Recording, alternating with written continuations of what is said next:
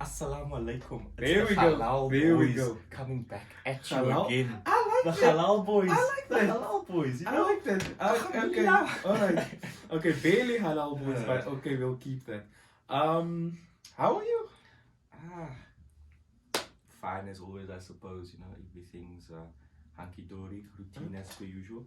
You brother, how you finding the fast? Everything good? Hey, listen, easy peasy, lemon squeezy. I would just like to tell the viewers a quick story. Okay. So, on Saturday, right? Performed at Maynard Mall. Lovely. Was a good show. Did they give you any Maynards? They didn't give me any Maynards. But I'll put some pictures up for reference. But good show nonetheless. Me and the Conquerors killing it as per usual. Check them out if you don't know who they are. Yeah. Very talented. Oh yeah. Very lovely. Before we Very get into the lovely meat musicians. of everything, Instagram, Facebook, Twitter, TikTok, Glorified Square, you know what to do. OnlyFans yet to be discovered. Soon. Anyways, so I was still saying, performed at Maynard Mall on Saturday. Woke up extremely early, right? Because obviously we are eating. And still probably did not make tahajjud. I did. I did. Ooh. Sorry. Ooh. I did. So, anyways, before I was rudely interrupted, get home around 6-ish when I was expected to be home at 4. Get home around 6-ish. Almost time for iftar, no problem. Break my fast. I get a phone call.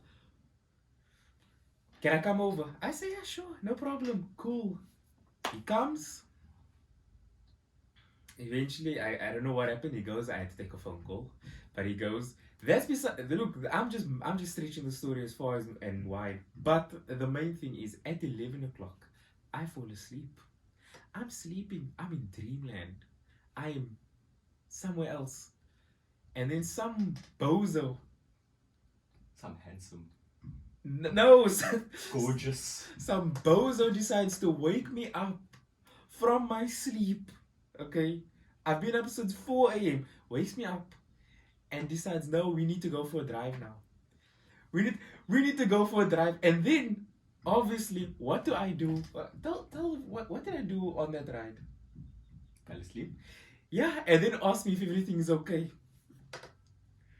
That is logic. That is logic for... Listen. As Papa Emori Abdullah Tate has, written down in the gospel, real men don't sleep. Real men don't sleep. Okay. All right. Okay. You know what? All I and Brother Zaf, our tall, beautiful Viking of a man. You'll be on soon enough. All we were doing was keeping this absolute stud off the wrong path. That's all it was. I see nothing wrong. Anyways, I just thought I needed to share that. Okay, let's get into the crook of everything. Today, what are we gonna talk about first?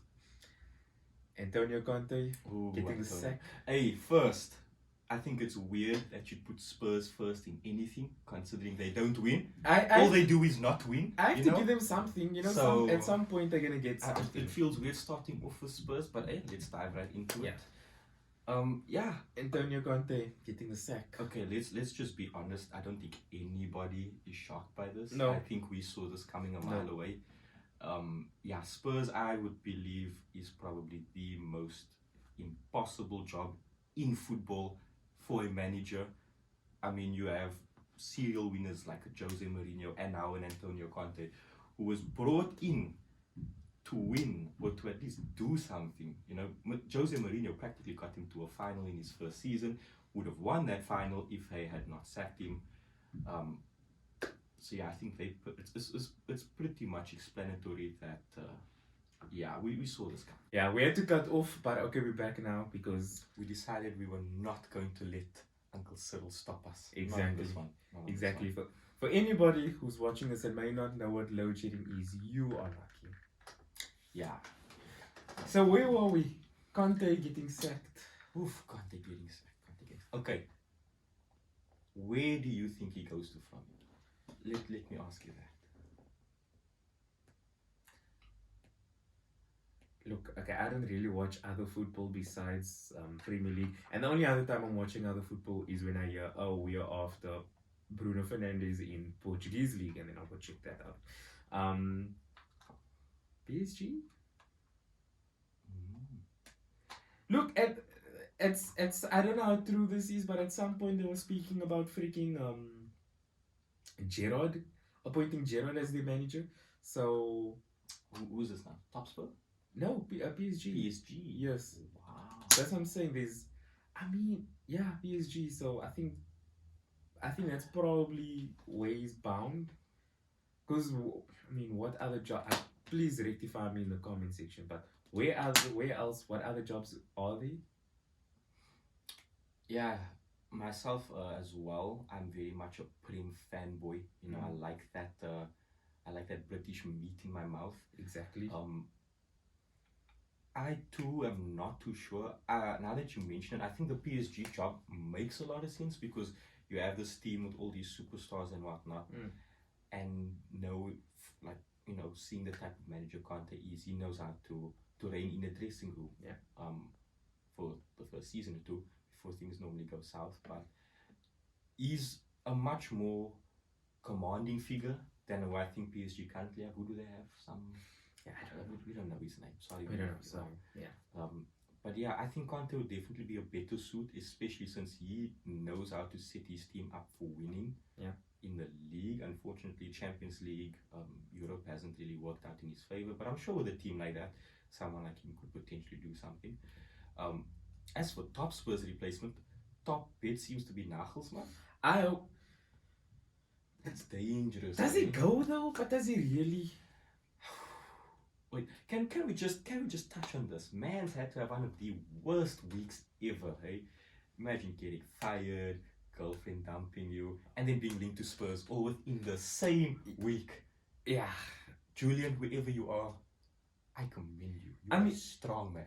Like, I mean, the PSG job is open for him too, though. You know, I'm just saying. And look, and I don't want to jump the gun, but Chelsea, you know, Chelsea, they seem to be they seem to be taking the Arsenal route of trusting the process, you know, which I don't think is bad. Yeah. Considering what Potter has done at Brighton, he showed he knows how to work with talented individuals. Maybe not on such a scale as of yet, but I'm sure it's a learning curve for him as well. Yeah. Because this is the biggest club he's managed at, so you gotta give him that. Yeah. And also Chelsea got a lot of new players in. Yeah. As we've seen before, that's always a recipe for disaster. You know, trying to get as much new players into a starting 11. The chemistry, formations, chatting together, all of those things, those are factors. So I'll give him the benefit of, I've given him the benefit of the doubt, but I do think like a Nagelsmann at Chelsea, oof, that is seriously dangerous right there. Oh, what's that laugh? What's that smirk? You know, what's that smirk? You know, Klopp might get sacked at the end of the season. Oh, please listen.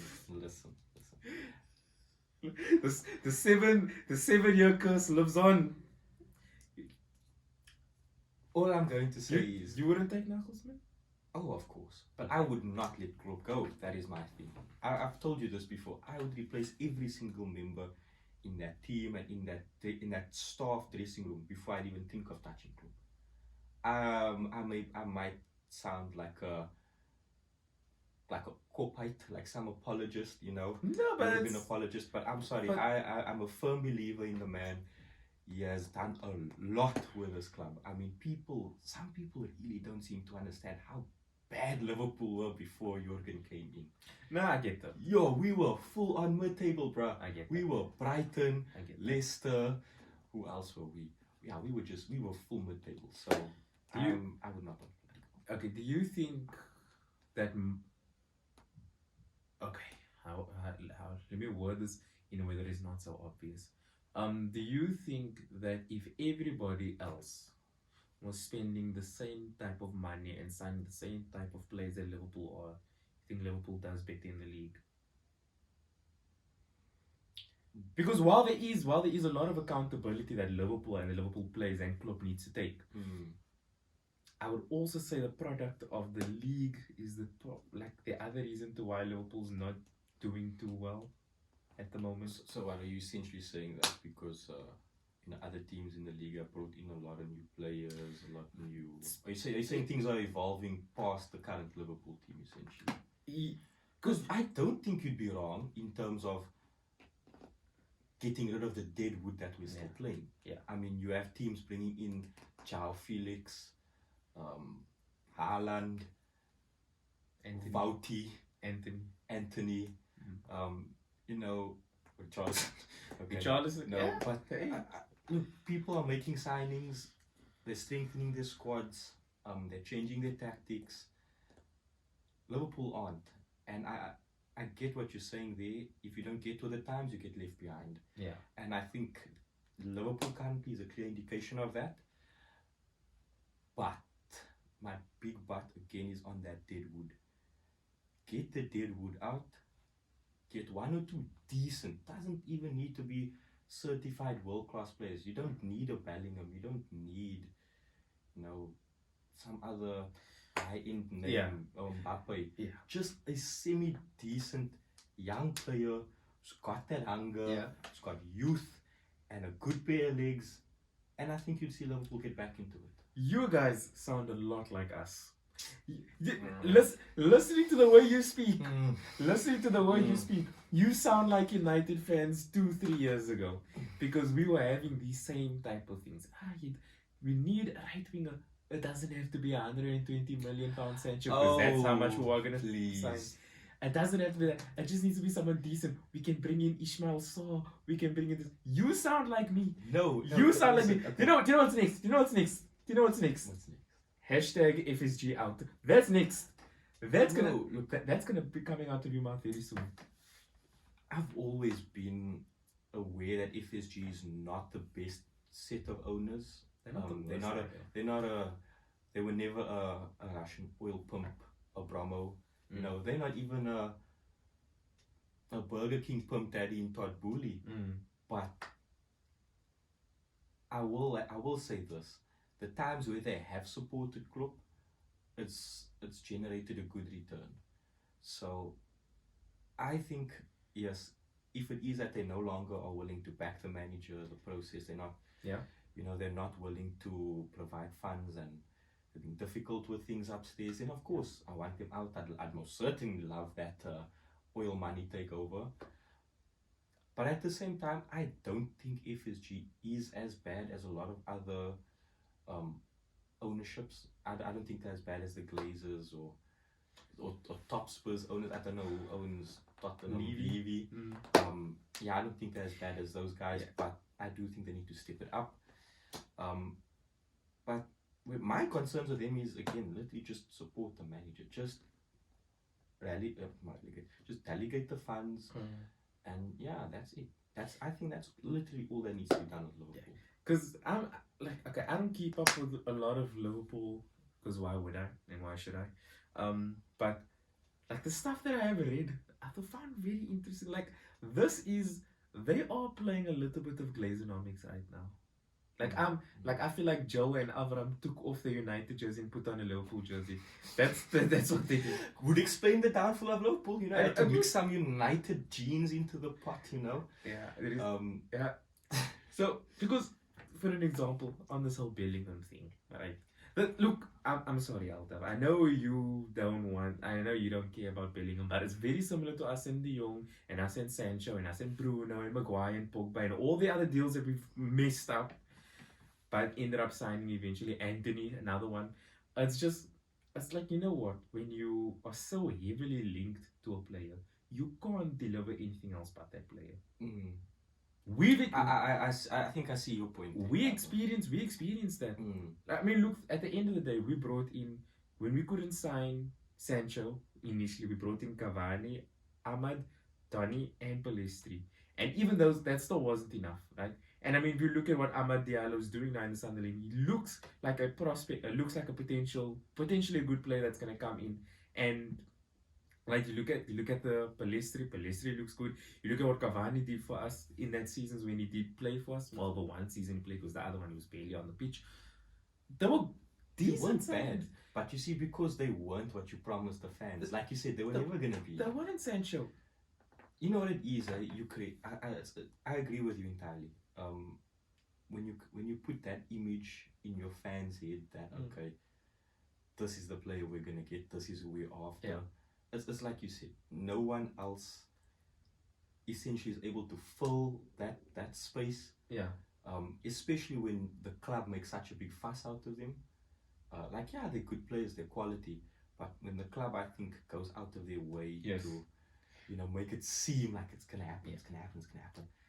Yeah. Yeah, that just ropes the fans in even more. Because emotionally. that's the other thing that I'm hearing. Like a lot of people, like you guys, and a lot of your like your online fan pundits, not the freaking Carragers and Michael Owens of the world, but a lot of them are dead certain. Relax, Bellingham's coming. So more confident about that than we were about Sancho, and Sancho didn't come. Yeah. So that's what I'm saying. For me now, and this is where the Glazenomics come in, because now all of a sudden the whole tone has shifted. I know Fabrizio has confirmed after that. Fabrizio confirmed that that you guys are still in for Bellingham and you are very much still in the race. So it's us, it's Youth, Madrid, I think. and it's Madrid. Those are the three top clubs at the moment for Jude. Chelsea not. Yo. You could link Chelsea to him and have no, and your source can be trust me, bro. We would believe you. We'd believe you. Because the Chelsea don't play. Yeah. Chelsea don't play. So what I was saying is, and then after that, before Fabrizio confirmed that Liverpool was still in the race, what happened before that was all of a sudden they spoke about the funds not being there. Now this is a question I want to ask you, right? Because it's that 1920 season, right? Okay, off the top of my head, I could probably mention Mane's not there anymore. Mane's not there. Wijnaldum's not there. Origi's not there. Lallana's not there. Mans wasn't as integral. But he's one of the players that left. Other than that, that's very much the squad that you're playing with is very much still the same squad with a couple of additions. We have Nunes, Gakpo, Harvey Elliott. He wasn't playing. He was not there. Harvey Elliott. Thiago wasn't even really. Oh yes, Thiago wasn't. Okay, no. So the point that I was gonna make was BS then, because I was gonna say there hasn't really been much rotation in your squad, and like for example, for me, the way I see it is the key players that was the key players back then is still the key players now. That's maybe the problem. For an example, like 2-3 seasons ago, we did rely on Maguire. We relied on Maguire and Lindelof. But right now, our backline is almost completely different. I mean, look, fair play to Shaw and Wan-Bissaka has managed to get themselves back into the first team. But, Malacia and Delo looked like they were going to be our main starters. You look at our midfield looks different. Casemiro, Eriksen, or Sabitzer and Fred, or McTominay and Bruno. Yeah, and then Bruno as a number 10. Our front three is almost different. I mean, look, we used to have number 11, and we had number 11 or Dan James, we had Martial, and we had Rashford. That front three looks different now as well. It's no surprise that okay, look, and we have a manager who actually understands football. But I think the fact that that throughout the years there has been a rotation in our squad. Maybe not good rotation, but there has been a rotation in squad. Maybe it's more understandable to why we have legs to play as many games as we can. Whereas I told somebody else on an Instagram live of mine, you should check that out. But what I see Liverpool's problem is that, and I said this last week, but you guys have played immense football last year, weekly, but every week, just Salah, form of his life. I don't think you'll ever see Salah at that form again. I could be proven wrong, but that Salah was undeniable. And you've gotten to the end of the season. You come again. It looks to me like a lot of those guys are naked. They are. You know what, You brought up something very important in the rotation. You look at a lot of our key players. Let me take Trent. Let me take Virgil. Let me take Salah and Fabinho on his day. Look, Fabinho. No, definitely. His form. Look, I'm not sure if I'm being entirely accurate now, but I think before the international break he started hitting a little bit of form again. But before that, he's been completely abysmal this season, and I think that is one of the reasons Liverpool has been as putrid as they've been. Because if you look at, how Liverpool played, a lot of our goals, a lot of our proper threatening attacking scenarios came from the defensive mid recovering, came from interceptions through Fabinho. It came a lot of it came through Fabinho. I don't think a lot of people understood how important he is to our game. Yeah. Or just the role of a defensive midfield, how important that is to the general game. And he was immaculate for us. And I definitely think his drop has impacted us a lot. Yeah. But what I'm saying essentially is you look at like those key players. Liverpool doesn't have anybody to rotate with those players. And so as such, I think they got this sense of security where it's like, okay, whether I'm on my best day or my worst day, I'm gonna play. And that I think that's a very, very negative thing for a team. Yeah. Because I mean, like you said, you guys thought Talo and Malacia were gonna be your starting wing backs. It's still Wan-Bissaka and it's still Luke Shaw. Yeah. Why is that? Because when you introduce competition for a position, players are forced to dig deeper. Players are forced to actually say, you know what, I'm not guaranteed a spot, so I'm going to fight and I'm going to work for that spot. And that's why I like Liverpool's left back situation. You look at Robertson's good, Robertson's whatever, one of our most consistent players. The reason I didn't bring him up is because we got Tsimikas. Tsimikas, not as good as Robertson, but a very hard-working player and a very good replacement to the point where Robertson knows if he doesn't bring his A game, club can drop him. Yeah. So I like that situation going, that there's a bit of competition for that position, and I think that is one of the things that's been lacking in Liverpool. For example, I know we brought in Conte as a centre-back, who I think going forward is going to be Liverpool's best centre-back. You heard it here first. I would rather have us sell Virgil and keep Konate and I don't want to say Gomez, because Gomez is a bad luck charm at times. Konate and Matip. Matip is brilliant. He's just a bit slow, so he gets caught out against spacier forwards. But I think Konate, and if Virgil can get back, that's our two centre backs. But I definitely think we need to get that. We need to get that back in the team where players are fighting for their positions. Okay.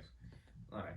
Because for me, the way I look at it again, I mean, you look at players like Trent. Okay, Trent is still young. Trent still has a lot to play for. But look at Trent. There is no right back alternative we can put on other than Gomez. And while Gomez is defensively a lot better than Trent,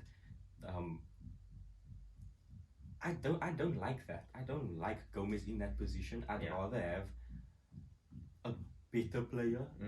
I know it sounds harsh, but looking at some of the mistakes Gomez has made and how easily he can sometimes get caught out by tricky players, especially, that is not a sound replacement going forward, which I think is why Klopp doesn't do that on the regular.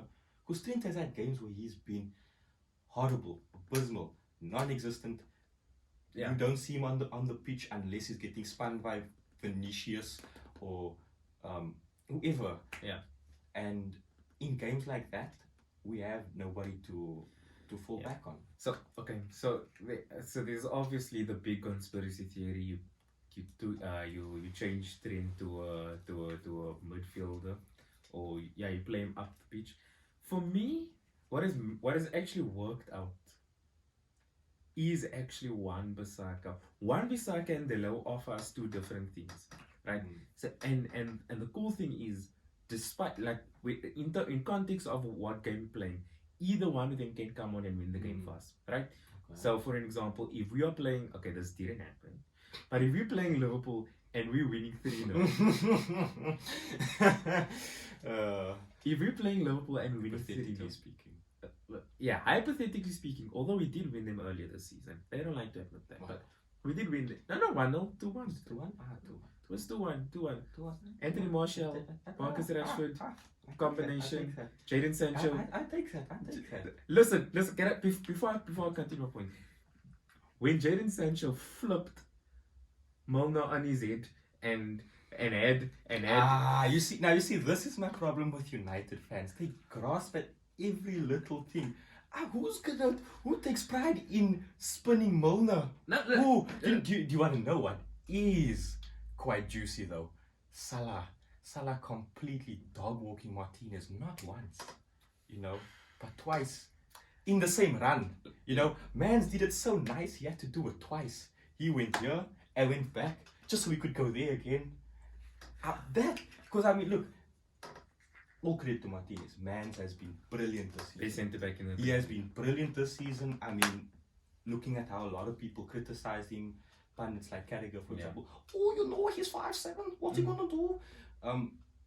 I could see having such fears, because the Premier League is a very tough physical league. Yeah. And there are a lot of big, strong players. Yeah. And he has, most of the times, he has not allowed that to be his crux in his game. No. He has been very good, aggressive, very good. He's done his bits. Yeah.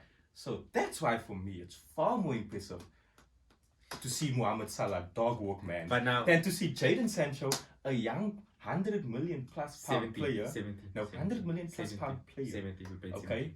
How old is man? It's like what, 24? 23. Supposedly approaching prime years in his career, is making James the geriatric destroyer Milner confused. Okay, you want a medal? Do you want a medal? Okay. If I had to go up to my grandfather, okay, and I beat him in a foot race, am I gonna say I'm faster than Usain Bolt? Am I gonna want an Olympic gold medal? You see, it's expected. It's expected. This is the problem with Liverpool fans. This is the problem. They never let me land. They never let me land a point. I just took a slight dig at Milner and look at how much I got out of him. That wasn't even the crutch. My point. My point was when he let Milner slide to the seven heavens, and he had Van Dijk standing there. This is my point. And you know what? It's not even gonna be that fine anymore. But I'm gonna say he made Virgil van Dijk from an 80 million pound right down to a 30 million pound centre back. That was the moment where people were like, I can get that guy for 30. Yeah, I don't know what. But that was banter. That wasn't his fault. Listen, that wasn't his fault. Virgil again, and I don't know if this is lack of competition in the back line, if Mans is tired of winning, and you know what? I'm sorry. When people say this team is tired and they are, they're tired and they're fatigued, because it makes sense. We're all only human, as much as we like to idolize our sports stars and athletes. They are human as well. Burnout happens to everyone. Yeah. You look at squads like Ferguson's United. You even look at like a Pep's Barca. You look at now those are two extremely good teams who were renowned as serial winners, won everything they could, whatever. Pep's Barca had a shorter period of domination, but because he wasn't there as long. But the period of domination essentially was a lot longer. So what I'm trying to get at is I don't want to hear that excuse that the players are that tired. Because I'm sorry, if you are that guy, if you are that generational talent, if you are that world-class player, you are not just world-class for a season or two, or 3 or 4 or 5. You push it to 8, you push it to 9, you push it to 10. And that's kind of my issue, why I don't want to give somebody like Virgil slack, because I know how a lot of Liverpool fans, a lot of us were overrating Mans, comparing him to all-time Premier League centre-backs, comparing him to, not just in the Premier League, but, in world football. And it's like, okay, yes, Mans had a peak, you could say that was good, that was above average, it was very world class. Yeah. Came like, what was it, second in the Ballon d'Or? Yeah. Good, fair enough, whatever. But if that is all you have to offer, a peak of 2-3 years where essentially, yeah, you're winning all the trophies that you can win, but you're essentially just winning it like what, once? You know, maybe like no, So- that so- I want a bit more. As So a then, Liverpool fan. that begs the question, right? Because I've seen Irish guy quote this about Liverpool, and you haven't said this about Liverpool fans, although I think Liverpool fans can be guilty of this as well. So you brought up a good point. You know, world class players aren't players that are world class on their day. They are consistently. So then, ask yourself that question: is Liverpool players world class?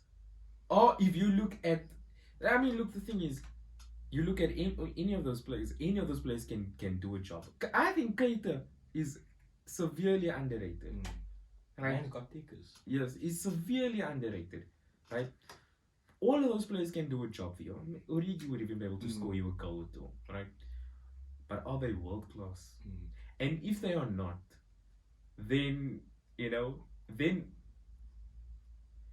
we need to stop all the Look, you know, I like to, especially when it comes to football, I like to pertain to the saying, you know, form is temporary, class is permanent, that thing.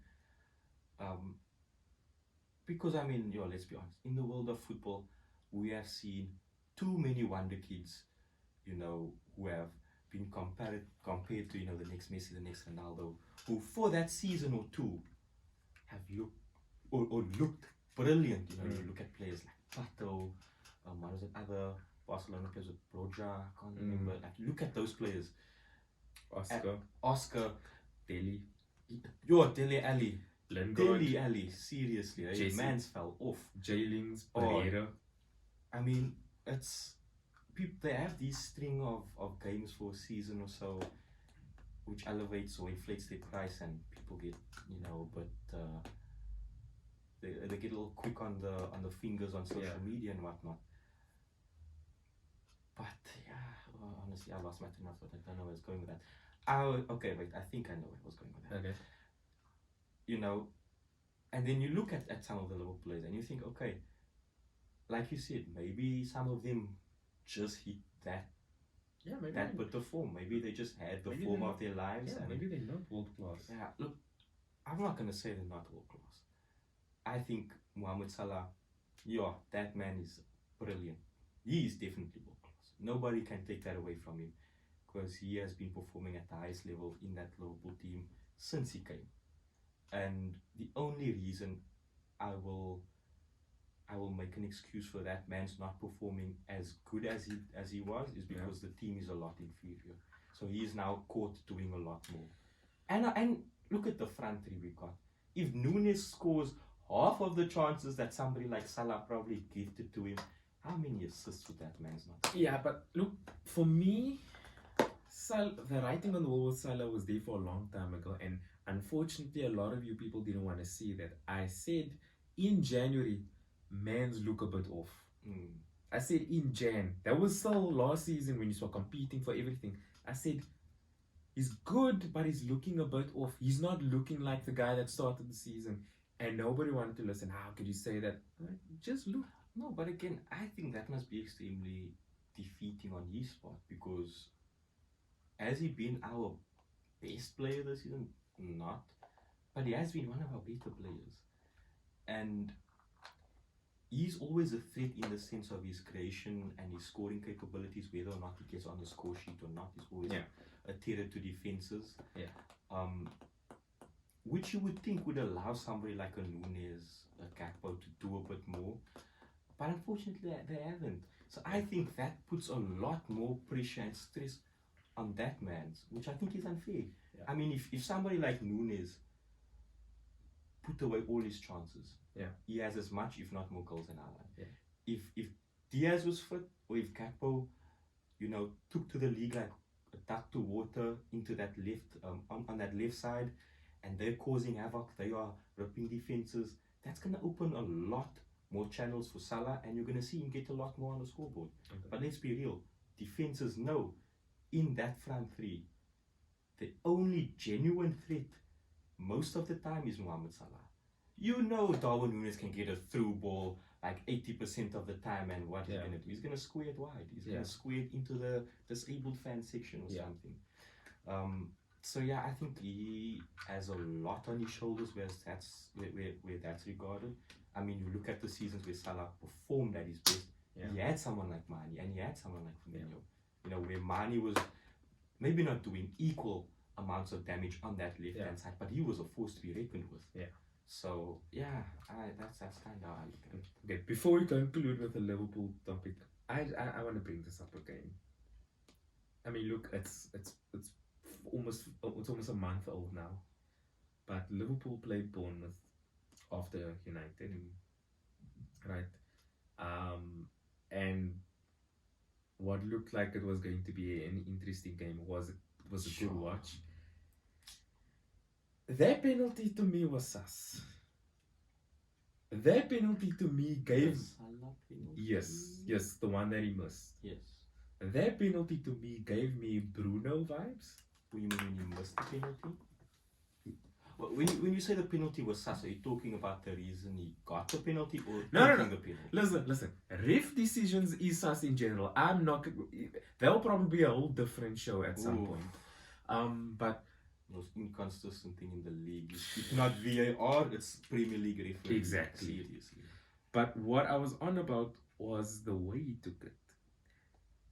I'm getting Bruno vibes when we played Villa. I'm getting Steven Gerrard vibes when he was trying to get Hodgson out of a job. Now, I'm not saying that Salah wants Klopp out. Maybe Salah wants out. Hey, you know, that's a very real possibility. I mean, he did what I don't know how long his contract extension is for, because I know he signed a new contract a while ago. Yeah, it was around the time when Mane left. Yeah. And I could imagine for him to see where Liverpool has come since that point, since signing that contract. Yeah. How far from grace they've fallen. I mean, we're what in the league? 9th, 10th, 8th, 7th? Yeah. I don't even know. That must be very demoralizing, especially since Liverpool before that was a team that was challenging for trophies, not top 4. They were a consistent top 2 team in the league. I can understand how that's demoralizing. Yeah. And I mean, to stop it right there, it just goes right back to the first thing. So you guys finish second a lot of those times. Again, if you don't have the rich owners of City, and you don't have Pep, Liverpool probably win those leagues. And you know, with the investigation, they probably are gonna win those leagues. With those, before Lovely we finish, time to be a City hater. before I finish, can I just speak about the hypocrisy within the Premier League? The hypocrisy. Exactly, because all of a sudden, you know, Sheikh Al Jassim, my uncle, I wish, he probably is somewhere. But anyways, my uncle, Sheikh Al Jassim and Al Thani, they're looking at United. And this news came out around the same time that City's went under investigation. The business between Al Jassim and the Glazers start heating up. Everybody forgets about the fact that City's under investigation, and everybody is making sure or wanting to make sure that this deal doesn't happen. I just wanted to call out the hypocrisy. Let's not forget that City is under investigation. Could divert your attention there. Anyways, next topic. Have you seen Shazam 2? I have not seen Shazam 2. No, not at all. Not at all. I have a conspiracy theory. I have a theory. Before I get into that, I just want to say, okay, I haven't seen the film, but I do plan on going to go watch it. I haven't seen Black Adam either, but I do plan on illegally downloading that. Ooh, brother. Black Adam, eh? I saw Black Adam one morning before I had to go to work. My call time for set was like, it was something ridiculous, like 4 or 5 o'clock in the morning. I couldn't sleep. I thought, I'm gonna numb the mind, you know. Yeah. Let's put on some Dwayne. Yeah, of you course. know, let's put on the Pebble. Of course. And you know the meme or the general consensus on the internet that The Rock essentially just plays himself in every movie. It's just him, but with a jungle Fortnite skin tone put over it. You know, it's just basically just him. So it's in jungle Jumanji. way. Every movie is Jumanji. It's Every Jumanji. movie with Dwayne Is Kevin Johnson Hart is in there? Jumanji. Unfortunately, he is not. No. Kevin Hart is not He's in not there. in there. No. Funny that you should bring that up. Did you see? I don't know which film it is, but I saw Kevin Hart say that whichever project it is he and Dwayne have coming up, that's gonna be his last working with The Rock. He doesn't plan on working with The Rock anymore after that. I wonder why. Look, it could just be a look we've been doing this dance No, about. brother. I think it's properly coming out now how just how much of a snob The Rock is. Well, not a snob, but how much of an a-hole he is. I mean, everybody seems to have that general consensus. Do you know what rubbed me the wrong way? What? Was G.I. Joe. He was in G.I. Joe. No. G.I. Joe and Journey to the Center of the Earth. Yes. Now, okay, before I speak about G.I. Joe and that abomination, Journey to the Center of the Earth, right? Listen, Brendan Fraser is my hero. Oh my word, Brendan Fraser was. And this is before the Whale and all the other stuff that he's doing now. No, George of the Jungle, the Mummy franchise. Yes. Even Journey. Journey was a decent. Journey to the Center of the Earth. It was a decent. Now, movie. I mean, now looking back at it, I remember watching Journey 2 when I was like very young. I was 11 when it came out, and I remember sitting there thinking, why are they trashing? Like, because what happens is the storyline, if I remember correctly, was what's it? Josh Hutcherson's father. He just up and left. His brother. Yeah. Went to the center of the earth essentially. Yeah, and they speaking about Brendan Fraser's character in the second one, and they're just completely trashing him the whole time. And I'm like, why? Like, why now? It's to make The Rock's character look even better. That's the only reason why. I have a feeling The Rock had something to do with that. Just like, listen, just trash out the guy. He's not as good as me. I mean, I would even look. You say Shazam. You told me beforehand that Shazam tanked, right? Yeah. Yeah, I haven't seen much surrounding the movie, except that a lot of people are saying, when I say a lot of people, people on social media, online, in the comment sections and all of that, they're saying, essentially why the movie tanked as hard as it did was because of The Rock. Because he didn't want to settle for Shazam being his counterpart. He didn't want to do his dance with Shazam. No, he wanted Cavill Superman. He thought, no, Shazam is small fry. He's not, even though for comic accuracy's sake, it doesn't make any sense. I mean, Shazam, it's literally Shazam and Black Adam. That's how things are set up. But no, man said no. Zachary Levi is not good enough to stand to The Rock. Get your ass out of here. Yeah. He probably went to James Gunn. He's like, listen, I'm how many time WWE and WWF World Champion, and you want me to face Chuck Bartowski? No, hell no, absolutely not. I'm facing Geralt. Exactly. I'm fighting Superman. Exactly. Yeah. If I'm gonna fight anybody, it's that strong man on the video games, because he doesn't play games. Yes, of course. It's that strong man with the white hair on those video games that my daughter plays. But what I was before I get on my point, G.I. Joe. There was G.I. Joe 1. Yes, with Channing Tatum. And can I be honest? G.I. Joe 1 was alright. I can't remember the exact movie. I was probably like how young when I saw it initially. But seeing part 2, I was taken aback, because normally, when you watch a movie and a sequel comes out, you think, okay, you're gonna see they're gonna continue the story of the protagonist from the first movie. They're gonna develop further, whatever. This is just The Rock. No. They kill off Channing Tatum. Exactly. They kill him off just so The Rock can shine. I'm telling you. If he was still in the Fast and Furious franchise, they would have killed off Vin Diesel. Like, we know that in the Fast and the Furious franchise, Vin Diesel is essentially an eldritch overlord who cannot die. Yeah. Okay? Man's is more powerful than Superman and every cosmic horror one can imagine through the power of family. Yes. Okay? But The Rock would have found a way to kill him, to defeat him.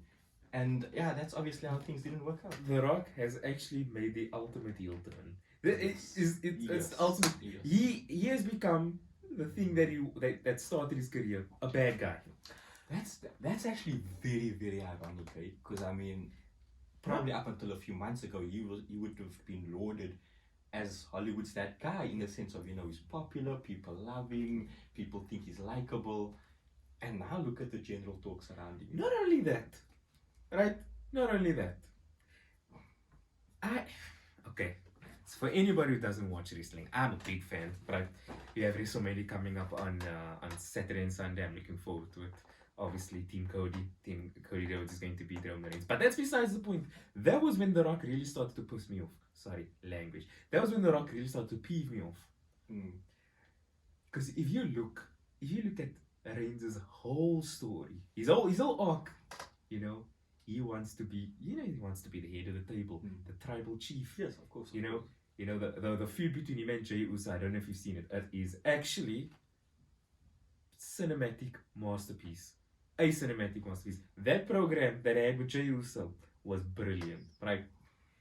And basically, he wants to get the world to acknowledge him, and he wants to become the main Samoan. It was perfectly set up for The Rock to come and take the pin.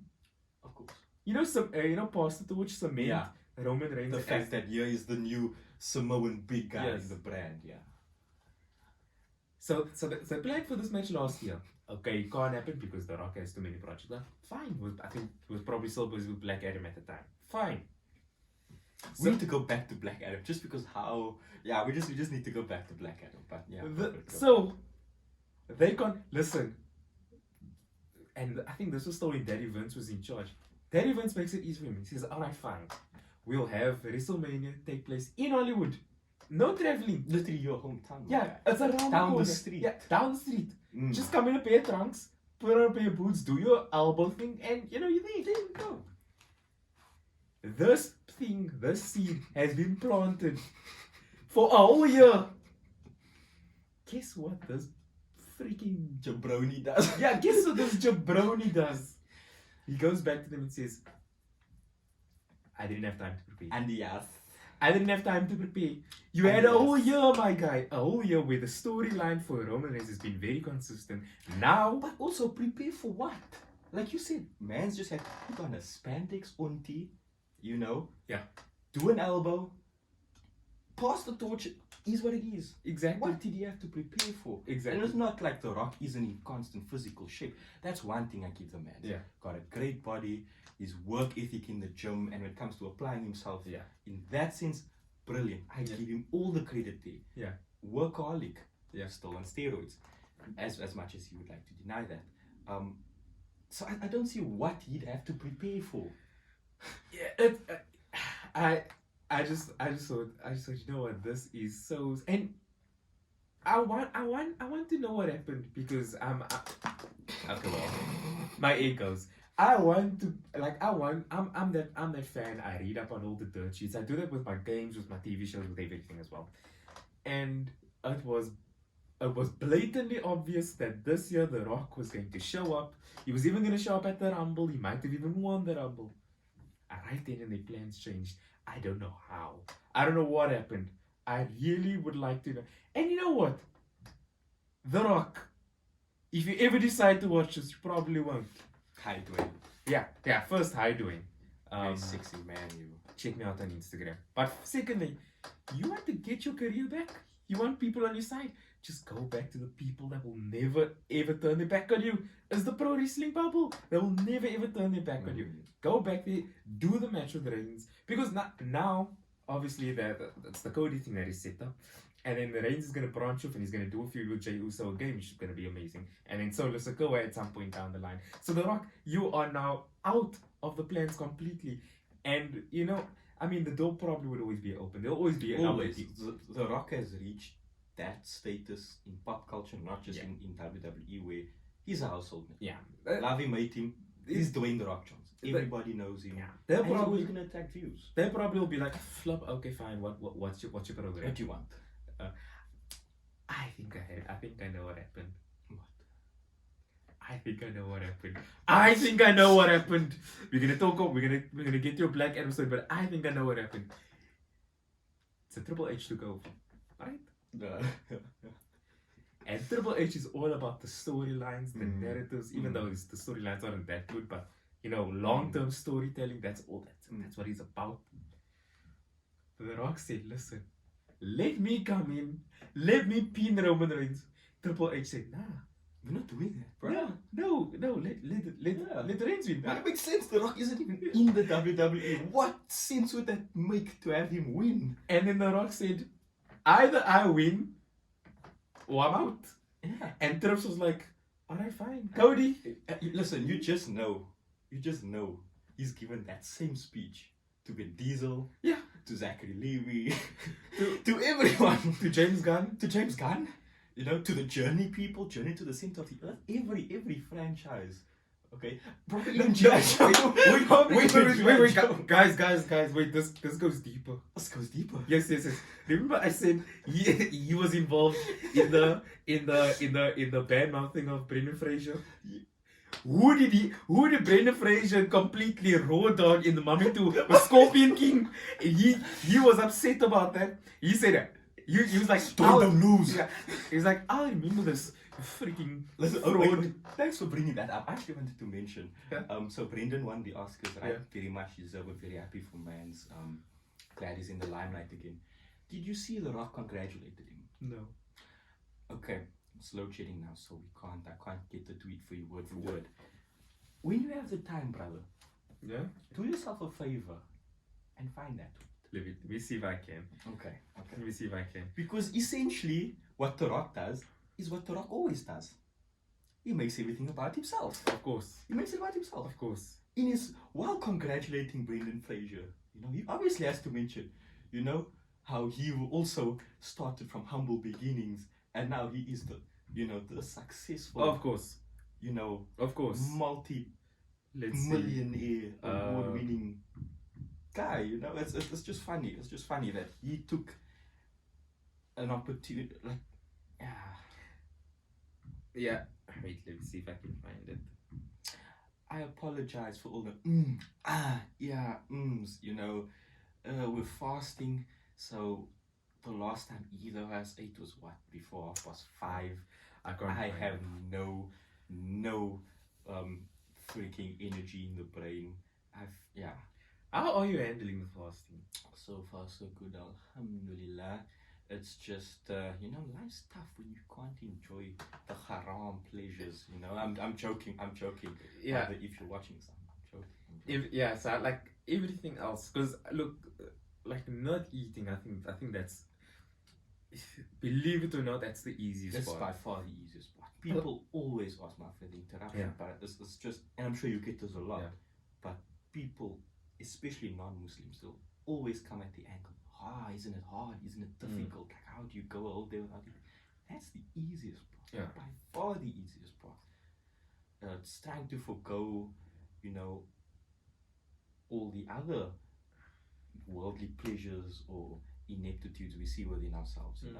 Fasting isn't just fasting from food, fasting from water. It's fasting from one's arrogance, one's pride, and that's very rich and ironic coming from Yeah, me. yeah, definitely. Anybody who probably watches us who knows me is probably gonna laugh and say, Yeah. "You're a hypocrite." But in theory, this is what we should be doing. Yes. I'm not there yet. There's but not- we there's work not- towards yeah, it. exactly. We work Exactly. towards it. It's a goal to constantly Exactly. strive towards. So yeah, there's a lot more difficult aspects to the fast than just not eating. And in those aspects, I'm gonna admit, I am struggling a bit, but it gets easier the more you try it. Okay. I'll say that. It's like that quote from BoJack Horseman. Yeah. What Yeah. was that guy with the headband? Yeah. Right? It gets easier every day, but the Yeah. important thing is you have to do it every day. Exactly. So through consistency, it eventually gets easier. Okay. Is there anything that you would necessarily like to accomplish, or would like to achieve in this fast? There are, but I'm not gonna go on record and say it on camera because I'm gonna feel extremely bad when I don't go out and achieve it. But yes, there are.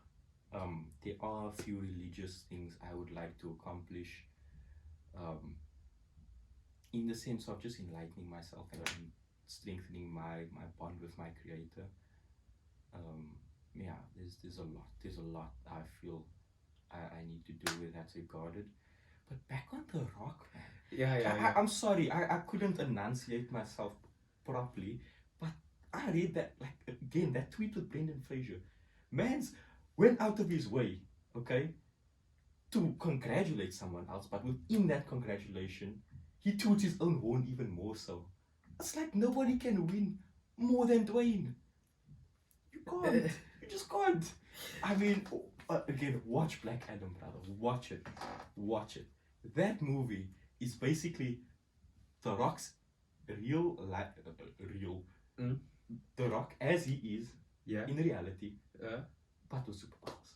That is basically what that is. Wow. Yes. I'm gonna check it out, but obviously that You could see, like, the acting. That wasn't acting. He genuinely believed he was that guy. He believed he was ripping apart tanks, moving at hypersonic speeds, completely just dog walking any and every being that comes into his frame of perception. Yeah. it's probably why I played it so well. Exactly. So obviously I'm gonna have to check out that movie, but I'm going to illegally download it. Come and get me. Shazam, I'm gonna go and watch in the theaters. I'm gonna support because that. we love our Yes. what was his role before that in Chuck? Yeah. We love our son Yeah, Chuck, but we- was it Batowski? Yeah, what else? We love our Yeah, son we- Chuck We Batowski. we support. We stand. We stand, Zachary. we stand with Zachary boy. Levi.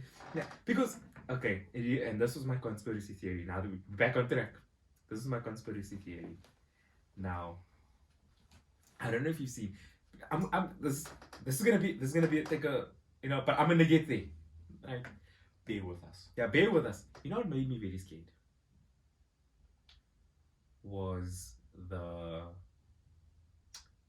What made me scared was the whole, not really scared, but just wary, was the press and the online journalism around Spider-Man No Way Home. We're gonna get to Shazam. Just wait. Okay. Just bear with me. Okay. Because I love this crossover. Yeah, we've gone into Marvel now. what happened? I don't know if you've seen it. Oh, I don't know if you were one of those people that didn't want to stay away from spoilers because you wanted that surprise. But I called it, and then when it was now confirmed on Popcorn Planet that was gonna happen, I was like, okay, it's definitely happening then. And I trust that source very much. And, right? So and with Sam Raimi directing Doctor Strange, with the multiverse thing happening, I was like, okay, this is what they're gonna do. They're gonna do a live action Spider-Verse. But anyways, then that footage of Andrew Garfield leaked, right? And there was all the press. Is it real? Is it fake? What is it? Then more stuff got leaked of like Toby and of Tom standing, and then you realize, oh, the scaffolding thing, that's the consistent background. And then we start to believe, oh wait, no, maybe this crap is real. Then somebody, and Sony paid somebody to come out and say, oh, that footage of Andrew Garfield, I did it using deepfake. Oh, and he yes, used like a whole thing to prove that it was fake, and a lot of people went off that saying, yeah, it's clearly fake. And then obviously that same leaked footage was then shown in the film. Now coming back to Shazam. Okay, here's the point. I don't know if anybody has seen the live stream of Zachary Levi, the 10-minute live stream that he did. I've seen versions of it on Twitter that paints him in such a bad light. Well, so basically in the live stream. Oh, okay. In the live stream, the ones that I saw, and I made again context. In the live stream, he spoke about I wanted to get Henry Cavill in the movie, and how there was a scene that would have got him into the Justice Association thing. I don't watch DC movies, but got sorted. We all know by who. But then there was the strongly edited thing that spoke about where he basically, the clips was edited to make him allude to the fact that his film is better than John Wick. When you watch the full, I watched the full thing not this morning, yesterday morning. I watched the full clip. That is not what he said. If you go look at the clip, he says in the edited clip, he says, I love Keanu Reeves, but if you want to watch a fan movie, go and watch Shazam. It's far better. That's what was edited. In the original clip, he says, I like Keanu Reeves. If you want to watch something, if you want to go watch a family movie, or you want to take your date out, go and watch Shazam movie. The movie is far more better than what the critics are saying. So you were speaking about his movie. Ooh, someone trying to start some controversy. So people are out there to turn their back on Zachary Levi. Why? This is why. Yes, Dwayne. Well, Dwayne, yes, and he has spoken a lot of stuff about being skeptic around the vaccine. I'm not gonna go deeper into that, but he has spoken out about that. He's, in terms of politically, he's very much not on the woke side. I think he's similar to a Pratt. I don't know his political standing, but he gives me the vibe of like a Pratt, where he's like conservative. Yes. But he's not someone who outwardly despises any sort of difference. He's just conservative in his own beliefs. Yes, because if I am not mistaken, power thought coming. But if I'm not mistaken, I'm sure I've heard or read something that he is affiliated to either PragerU or Daily Wire or any of these other more right-wing based outlets, news outlets. Yes. Okay. Yes. Okay. Right. And I don't think it's just him. I think it's some of those people that was in the show Chuck as well, because one of the other guys went on to Steven Crowder's show and but spoke about the gun thing with Ellie. Yes. Spoke about that. So the other thing is, it's a lot of other things. Yeah, because I'm telling you, conspiracy theory, right? Take this all the pinch of salt. The other thing is, when he came out and he spoke about the vaccines, I'll put the video down for you to go and watch. But he spoke out about the vaccines. I think it was the vaccines, but it was something that woke media would not agree with. Right? Someone went to James Gunn and not just someone, I think it was more than one person, but was begging James Gunn to fire him. Right? Now, did James Gunn, conspiracy theory, allegedly, not real, allegedly, did James Gunn and did that team think, okay, how are we going to find a way to quietly get this guy out without outright firing him because of political beliefs? Because that's what happened to that freaking, what's it, Gina Carano? Gina Carano, there we go. The MMA fighter. Yes. Yeah. With the Mandalorian. There we go. Yeah. Because they're out to fight. That's what they do. Yeah. That's what they do. So that's why I'm thinking, did all of this bad press happen? Was this bad press planted? Wasn't it? I wasn't that I'm asking the question. In my conspiracy theory, the reaction for Shazam isn't natural. It was put there. And look, the thing is, fake reviews on Rotten Tomatoes isn't a conspiracy theory. Isn't a conspiracy theory. Tons of fake reviews that's on real. Rotten Tomatoes. Captain Marvel. I'll just say Captain Marvel. Anybody who uses Rotten Tomatoes to review movies, if that's the site you're utilizing to get an opinion off of any form of cinematic piece, whether it be your easy to digest Marvel or even Scorsese movie, yes, you are an idiot. Yeah, you are an idiot. But Rotten Tomatoes to me essentially has the same amount of credibility as a Wikipedia. Yeah, there's none. There's more stuff coming to me now. In that power thought. Exactly. Power thought. In that Levi clip, you know.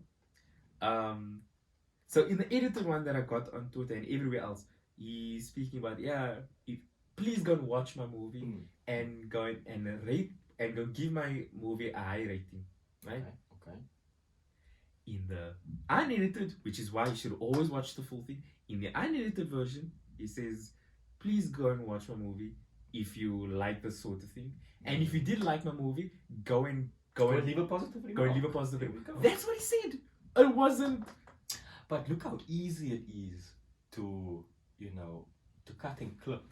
You know how easy it is to take your prerogative from what you're viewing, yes, and turn something into something completely different. Yes. I mean, that's scary, right? Yes. I mean, even this podcast, we're not that big currently. No. But anybody can take excerpts from what we're saying, cut and paste, and we'd have a mess in our hands. And that's why, to me, this whole, like, there's certain things that needs to be dropped. I just, like, okay, look, the thing is, I'm not gonna beat the dead horse, but I think at some point the Halal boys need to get their take on cancel culture. The thing is, when you have a format like this, right, like what we're doing, or like any other big podcast like Joe Rogan or Flagrant, whatever, I don't know how scripted those podcasts are. Or I don't, when I say scripted, I don't know how close to 4 million that podcasts are, but this one isn't. Clearly not. The its should be indicative of that. It's not close. So there are certain things that are going to slip out. There are certain things that we are going to say that's going to maybe, and at that point it's just, at that point it's like, just like, dude, just let it go. All of us have a clean record. We didn't do anything illegal. Allegedly. At least I did it. So, oh wait, I'm gonna commit something illegal. I'm gonna watch the Black Adam movie. I'm gonna download just to get back at you, Dwayne. Yeah. It's just sending a message. Yeah. This is for not showing up at WrestleMania, you moron. So, yeah, I think there are certain things that we need to get rid of. Cancel culture. Look, I think cancel culture is good. I'm gonna say that. I think cancel culture is good. It's like VAR, right? Can be used for a lot of good, but ultimately is being used for a lot of short. No, I get you. In theory, the ability to potentially axe something or someone, yes, an idea, a thought, a person that could be viewed as dangerous or threatening in some way could seem good, but I'm actually gonna take the devil. I'm actually gonna advocate for the devil here. I'm not a fan of cancel culture in any way, shape, or form. I'm one of those people who I like to believe that words are just words. Yeah, words have meaning and words are power. You can speak things into existence and all of that bullshit. Conor McGregor, the vibes. But I don't believe you should cancel somebody based off of what they say or what they think, as long as they are capable of keeping it all here. As long as they're not outwardly going out there and forcing their views or their beliefs now on others. That is my stance. Okay. Now obviously, I'm going, if there's a pedophile, obviously cancel that man. You don't want him going out there and doing the bits. Sorry, Zafar. Sorry, Zafar. Yeah, sorry, Zaf. Sorry, not sorry. But that's what I'm saying. It can be used for a lot of good. Like, for example, cancel culture can, like, y'all should be diverting your attention to, the creepiers of the industries, whether it be the music industry, sport industry. Look, I have a player on my hands that is one of them, right? In cancel culture, I think played its part very well in that regard. Again, when it comes to what people said, probably no. But for the intrusion. But therein lies my problem with cancel culture. Like you said, it's like VAR. It's a tool that, in theory, sounds good. It sounds like there's a lot of potential with it, but in general, it's used very pathetically. It's used to axe and cancel the wrong people, and that's my problem with it. I'd much rather not have it at all than have it, because I feel it does a lot more harm than good. Because you look at it, you're talking about now, people in the industry who are deserving of it. They're not gonna get it. Let's be real. The people who decide who gets cancelled, what gets cancelled, they have their own prerogatives, exactly, reasons behind it, 100%, and they won't. 100%. But the way I look at it is that I think that certain people, certain information is bound to come out at some point, and when it does, unfortunately, the people is not going to allow them to continue to have a career. And then again, look at the Johnny Depp thing. Man's got fired from Pirates. Yeah. The adult defamation lawsuit. People were, people were against him. Yeah. People were calling him profanities. People were really just against him. Where in reality, obviously, he's not a saint. He's obviously done things as well, especially in the Amber Heard thing. I can't remember everything. Yeah. But it takes two to tango, and I think he's got a few screws loose for wanting to stay around that cycle for that long. But the person who was the instigator, who was the real villain in all of that, was her. It's her by far. Yeah. I mean, the proof is in the pudding there. Yeah. Yet you saw who essentially had their whole career ruined. Yeah. I mean, I'm gonna give her a comeback, but that is always gonna be out there. It's funny we look at Johnny Depp and we call Johnny Depp like a weirdo for wanting to stay in that relationship, but Poop on the sheets, Siraj. Poop on the seat, on the seats, Yeah. on the sheets. Okay. Listen. No punani feels that good that you are going to tolerate. How do you on the sheets? How do you know? It can't be. How do you know? It can't be. How do you know? It can't be. How do you know? How do you know? That's all. How do you know? What I'm saying is just all I'm saying is that's love, isn't it? It must be. Look, we might not understand it. I've always said love is rooted in loyalty. Oof. That's good. But The root of love is loyalty. If you're willing to stand by your woman despite all the crap, literally all the crap she puts on the bed and on the table, smears on the sandwiches probably. if you're willing to stand by that must be love. It has to be. Oh, you belong in psychiatric care, my guy. Out of you, I'm sure you let certain things slide that other people will not be able to understand. People will be like, you don't even try and say that. Look, I will admit, I agree with this fraudulent individual to that extent, at the very least, that when you do love someone, or when you're in a relationship, or when you are experiencing what you as the individual perceive as love, because everyone's going to feel it different and everyone's going to give it differently. What if crapping is a way? Listen, you let things slide, okay? I get that, but it has to come from, it has to be somewhat mutual and not defecating on the sheets, okay? Now, why? Those are beautiful, clean white sheets, I can only imagine how much Johnny probably paid for it, probably a couple of grand in US dollars, and you find this crazy psycho just leaving herself on her her name's Fido. But that's the thing, a lot of people, if you listen to a lot of proper dating coaches and not freaking Red Bull dweebs, but if you listen to proper dating coaches, a lot of them tell you that the one confusion that we constantly get is we confuse prioritizing chemistry over character when it should be the other way around, right? So 100%. Right, so nobody's saying, okay, look, obviously. I mean, you can, for interrupting again, but I see that. I mean, you can get along brilliantly with someone. Yeah. But they could be a complete scumbag. They could have no character, you know? So that's what I'm saying. Maybe, they could have been compatible, yes, using your analogy. But where was the character? Where's the character, Siraj? Look, the thing is, but that's the thing. That is the mistake that a lot of us let me tell you this. Okay.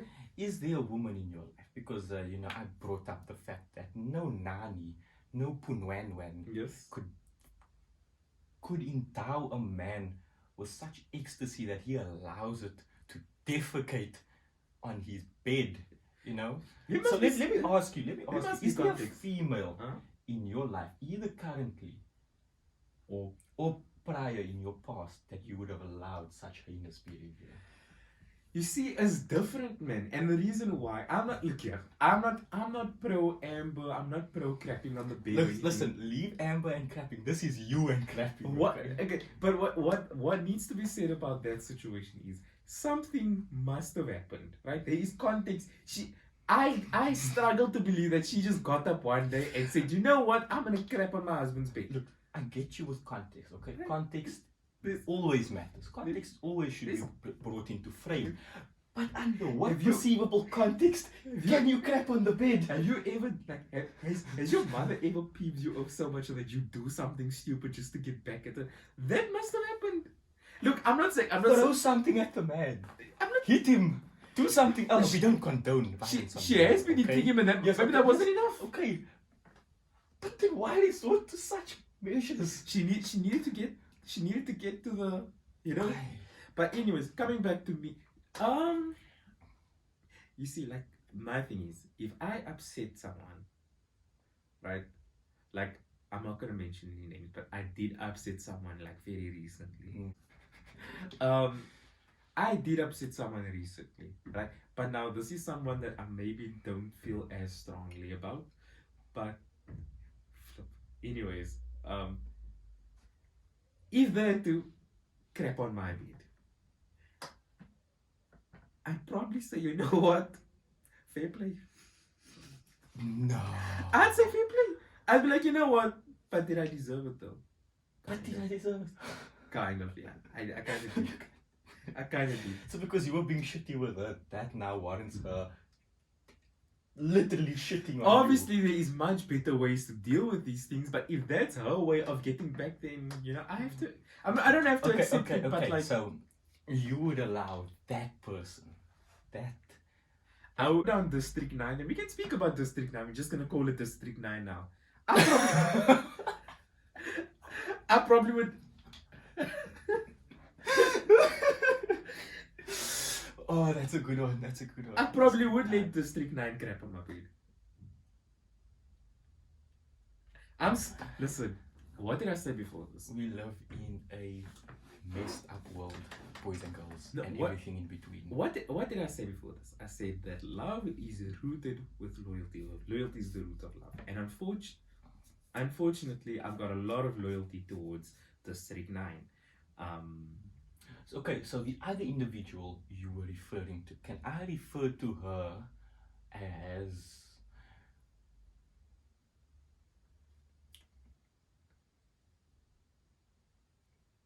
Jamie Lynn Spears.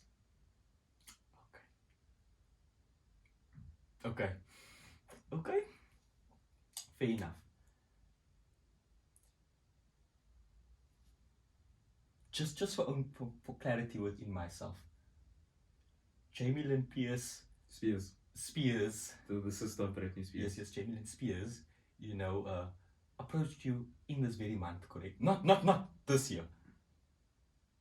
A previous year. But No, that's not Jamie no, Lynn. no. That's not Jamie Oh. Spears. That is. Let me think. That is. I mean, Listen. Before you continue, can we just take a minute and reflect on the amount of crap this thing would allow on his bed? no, I From didn't the say various that. different I women. didn't say that. I'm going off of if you are willing to allow District 9 Yeah. and Jamie Lynn Spears. No. Wait, that one. We'll call that one. No, we can't say that. We'll call that one Bon Aqua. Okay, Bon Aqua, right? so Bon Aqua. No, I didn't know Bon Aqua much. I didn't know much of Bon Aqua, but look, I was very excited about Bon Aqua. So, Which is why I would go off the logic that if you would allow what I would perceive to be lesser individuals in your hierarchy of, yeah. that you must allow Bon Aqua to come to your house after the nastiest, most disgusting night of Taco Tuesdays. I'm talking beans, eggs, everything in between, and you're just gonna let the music play. No, okay. You see, it's not like that. I'm not saying like, I'm not saying, sure, come on in, my bed is your toilet seat. I'm not saying that. All I'm saying is that if I did something, right?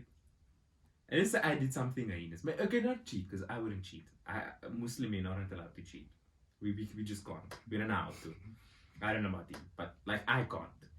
Anyways, if I did something like stupid, right? And her only way, like, okay, I'll ask myself, if she must give me an ultimatum, either I crap on your bed or I trash your PlayStation. What do you think I'm gonna do? Ooh, okay. Now you see, under circumstances where an ultimatum is provided, take the bed. I don't even like beds. Yeah, I'm sorry. I am going to be a disgusting Shia as well now, but because I'm sorry to this is not generalized, but we are speaking about the Amber Heard types, and I'm not saying that Jamie Lynn or District 9 or Bon Aqua is like that. But if they were, they're thinking along the lines of, okay, I can trash your car. Like, is that really the type of stuff that you want to be dealing with?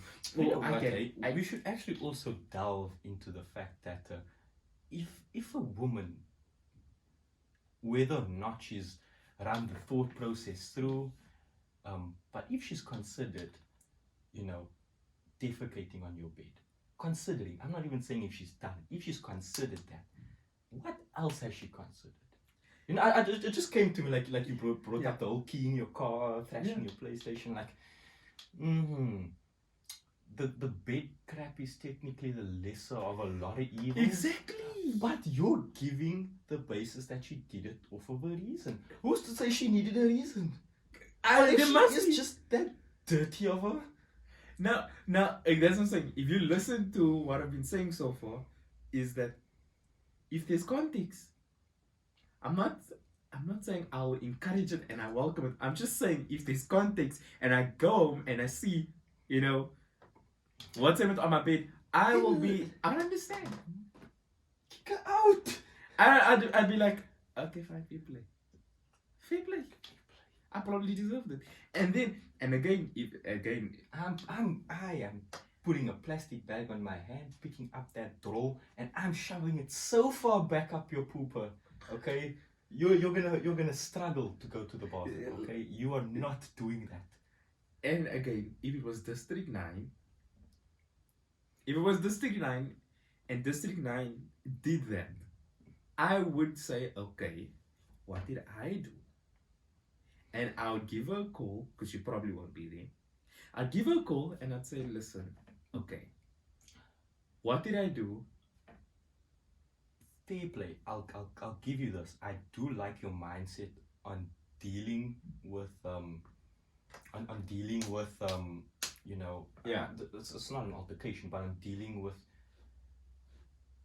something like this. Yeah. I have no idea what to word it as. Yeah. But I do appreciate and I do applaud your mindset, because a lot of people in relationships, they are very quick to point the finger and blame, instead of intrinsically looking inside and saying, okay, but hold up, before getting to that emotional level where you just throw a fit and you lose yourself in anger or disgust, whatever you're feeling in that moment, disappointment, whatever, to just take a step back and look within yourself. I applaud you for that, 100%.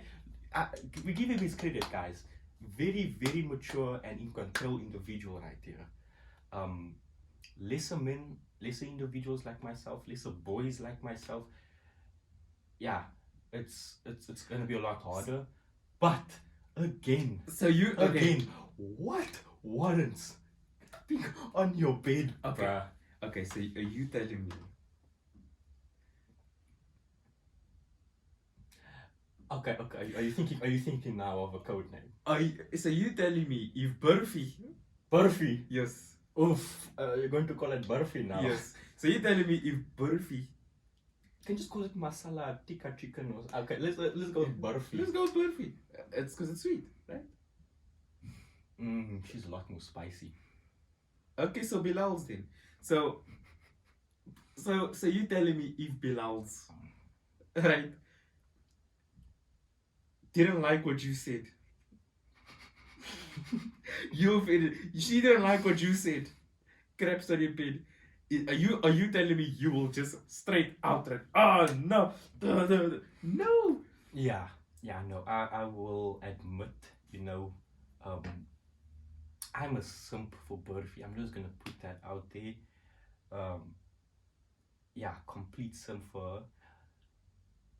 And as much as I would like to say that within myself I have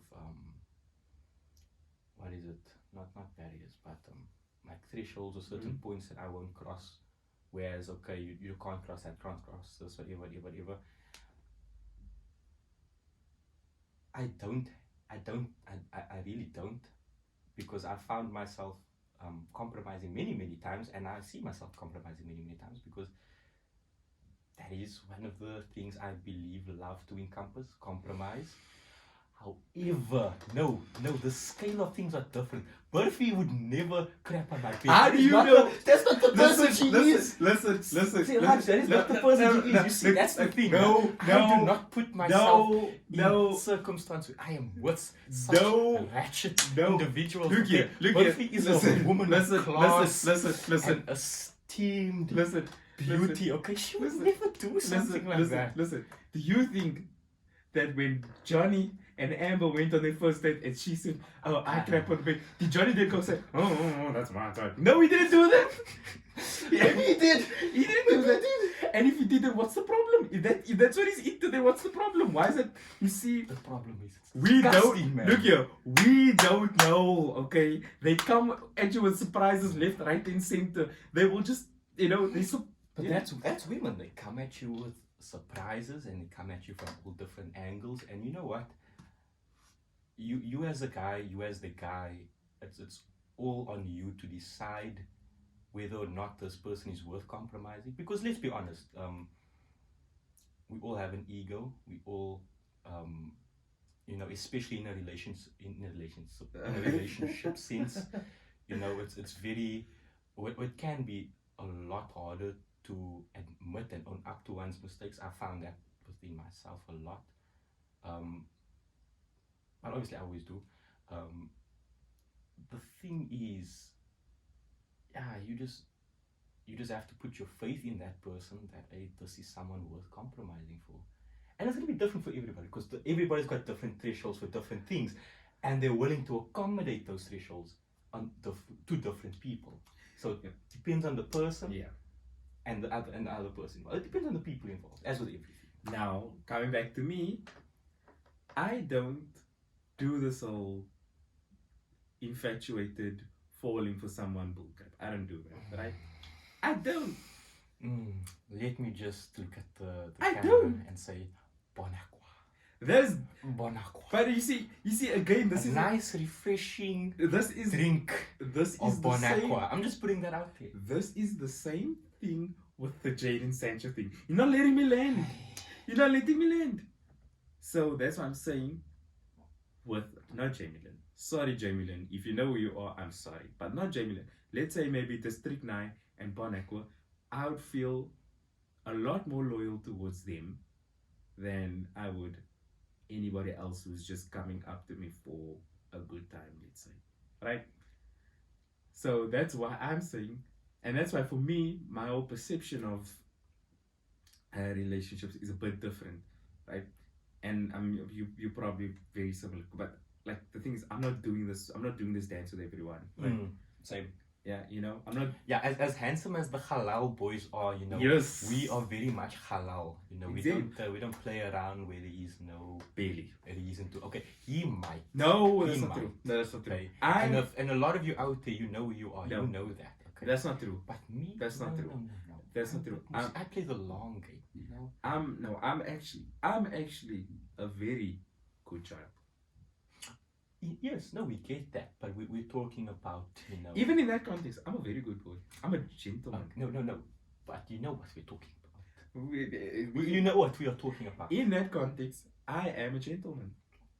Okay, look, another thing I want to mention is that, what one needs to also understand on our perceptions is that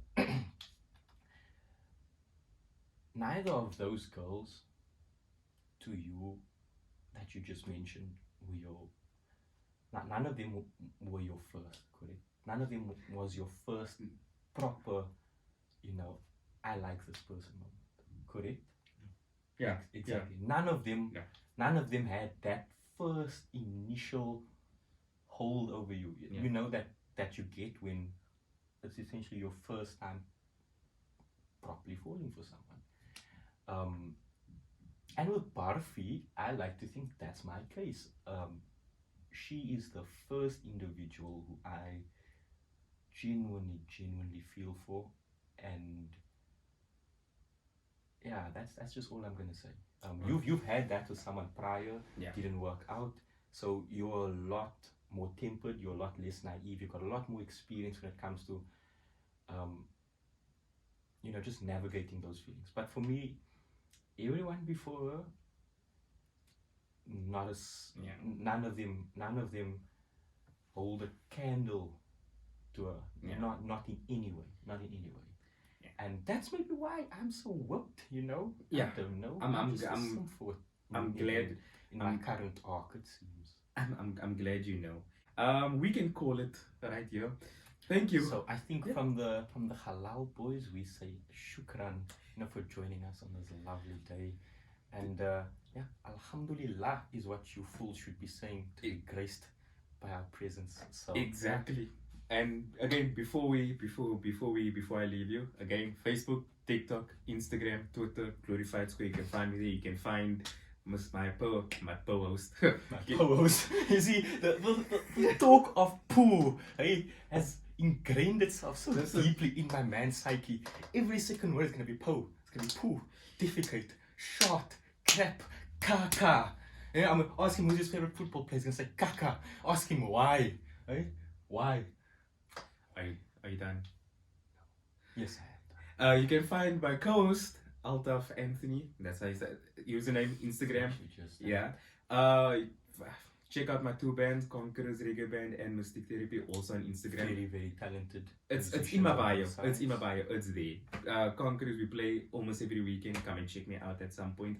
And then last but not least, if you like the space that we're in, shoot me a DM and we could work something out. It's a cool rehearsal space. You can do recordings here as well. I mean, we film a podcast here, but I'm working on solo music. Will be coming out soon. I'm doing everything in the space that I am in.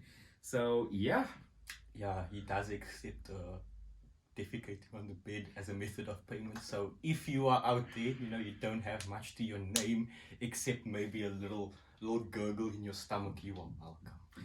You are welcome. Oh my goodness.